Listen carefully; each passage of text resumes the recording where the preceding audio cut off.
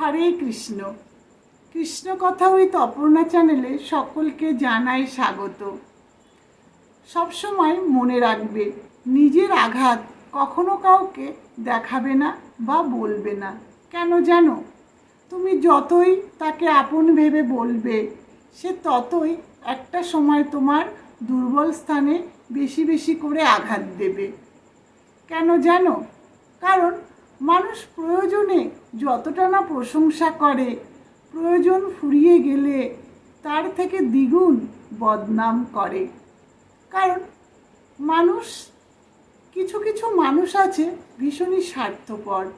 হয়তো মুখে ভালো কথা বলে কিন্তু অন্তরে বিষ।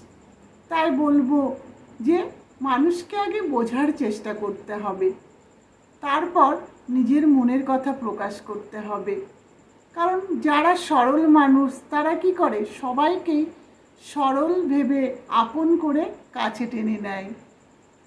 তাই বলবো, মানুষকে যদি না বুঝে বলা যায়, সেই মানুষটাই একদিন অশান্তির কারণ হয়ে দাঁড়াবে। আর একটা কথা, যে যার সাথে কথা বললে মনে শান্তি লাগে তাকে কখনো হারাতে দিও না। কারণ জীবনে শান্তিটা খুবই প্রয়োজন আমাদের।